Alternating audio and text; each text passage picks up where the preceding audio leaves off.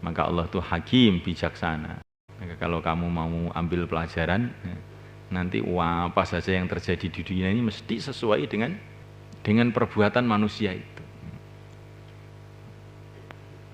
Entah yang mendatangkan musibah, mendatangkan penyakit, mendatangkan masalah itu ya yang menciptakan manusia itu sendiri. Jadi ya mesti pas. Hukumane karo amalane iki ya pas.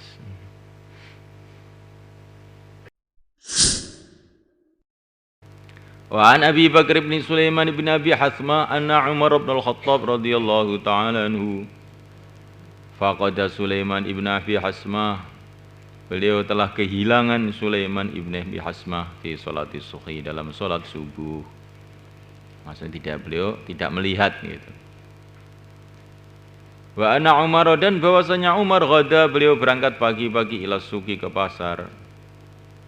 Wa maskanu Sulaiman, sedangkan rumahnya Sulaiman bainal masjid wassuq, adalah antara masjid dan pasar.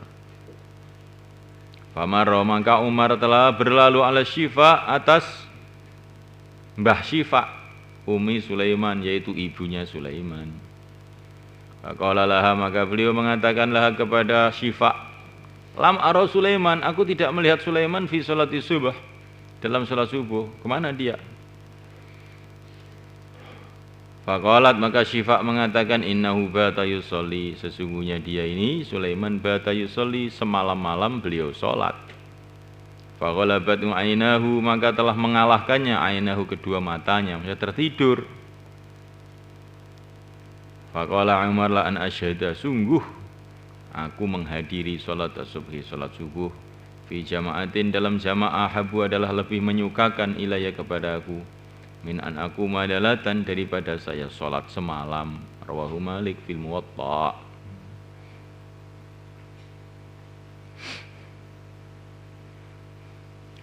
Ini pelajaran yang penting, bagaimana Sayyidina Umar itu selalu meneliti-neliti jamaahnya.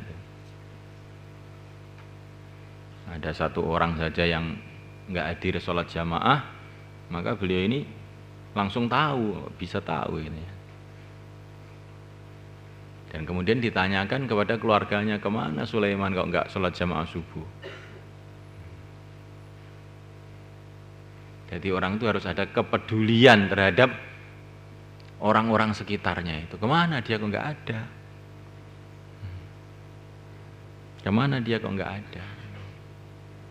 Ini tanda kita ini ada kasih sayang di antara orang Islam itu. Kalau ada temannya yang enggak pergi ke masjid, enggak sholat jamaah, maka ditanyakan, kemana dia?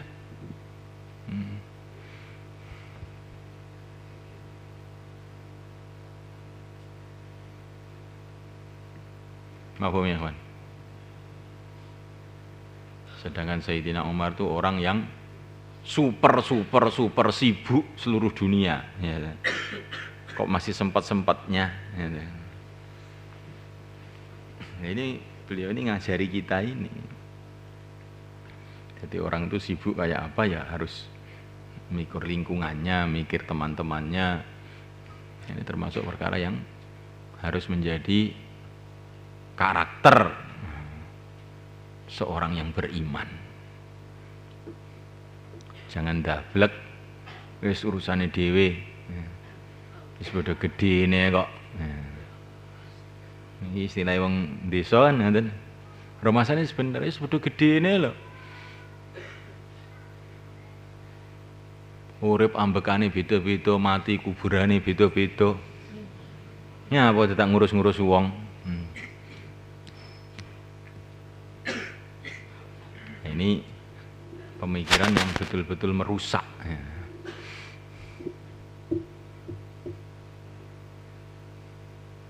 Akhirnya umat ini dimasuki macam-macam kerusakan, penyakit-penyakit ahlul batil masuk dalam kalangan masyarakat, nggak ada yang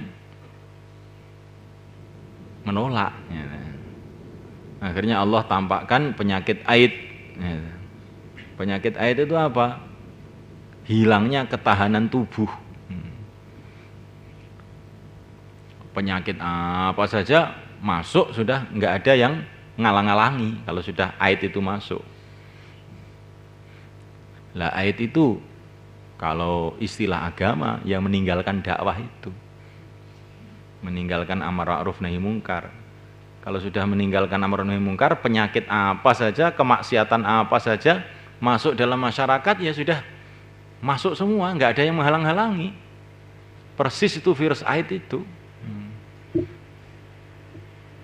Jadi ini ajib, jadi musibah yang Allah datangkan secara zahir itu sebetulnya sesuai dengan musibah yang dibuat manusia secara amalan gitu loh. Memang amalannya tidak amar ma'ruf nahi mungkar, apa saja kemaksiatan diumbar saja, akhirnya penyakitnya ya AIDS, apa saja penyakit semua boleh masuk.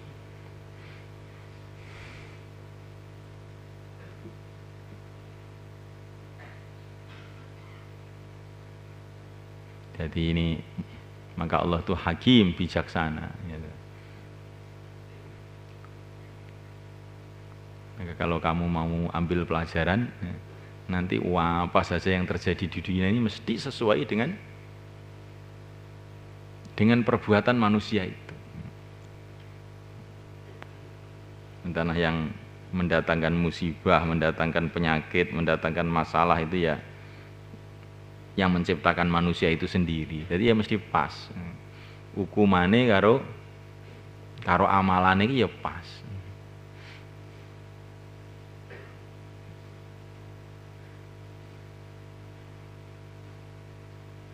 Tahu-tahu laut ngamuk di Aceh, tsunami ya. Kenapa? Ya, memang namanya pantai itu di seluruh Indonesia jadi tempat maksiat.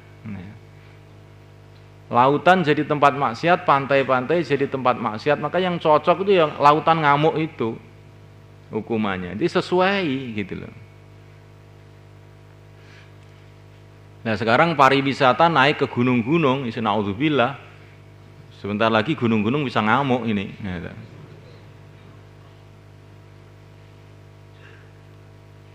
Nah ini maka kita perlu dakwah ke gunung-gunung ini seperti itu. Kalau tidak nanti kamu yang orang-orang di bawah ini ngerti-ngerti lahar datang gitu aja.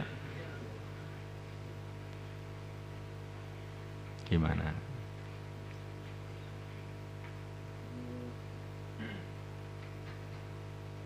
Santri-santri tidak mau menghormati ilmu agama. Kitab-kitab pececeran, ya. Maka akhirnya apa? Kehormatan santri itu dihilangkan oleh Allah. Karena dia tidak menghormati agama, maka kehormatan dia sendiri dihilangkan oleh Allah. Tapi seumpama santri-santri, ulama-ulama itu betul-betul menghormati agama dan apa saja yang berkaitan dengan agama, maka Allah jadikan mereka terhormat seperti zaman dulu. Raja-raja itu nyium kakinya para ulama. Karena apa? Karena para ulama itu juga sudah tunduk betul-betul, mengagungkan betul-betul agama Allah. Allah balas mereka diagungkan, gantinya begitu. Sudah sunnatullah, hal jazaul ihsan illal ihsan.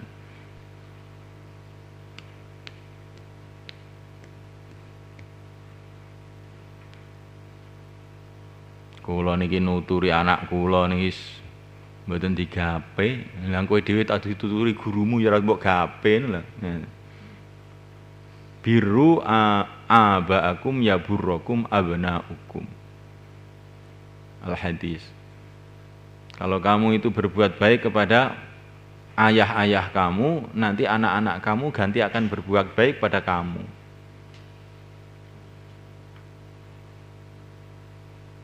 Lah kowe dhewe iki diomongi angel lho, kon anakmu kon manut karo kowe lho. Oh ya eneng kowe. Makanya kowe iki tobat atau dhisik wae ya gitu. Istri saya ini Masya Allah nentang terus. Lah kamu juga menentang agama terus masalahnya. Makanya istri kamu ya menentang kamu. Coba kamu itu tunduk betul pada agama. Kalau dengar hayya 'alas shalah itu langsung melompat ke masjid gitu. Tinggalkan seluruh urusan. Betul-betul zahir batin. Kalau ada perintah Allah betul-betul diamalkan. Nanti kan istrinya taat. Ini kamu sendiri ndablek kok. Istri kamu suruh taat kepada kamu tuh ya nggak cocok. Gitu. Malah aneh nanti kalau istri kamu kok taat sama kamu tuh aneh. Gitu.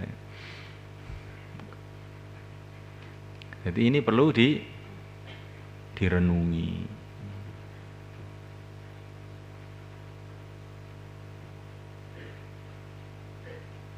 Nah kalau orang itu sudah berbuat kemaksiatan terus kok malah di mana-mana ngurmati, nah itulah warisan Raja Fir'aun. Ya, itu istidraj namanya, ya, penjerumusan. Ya.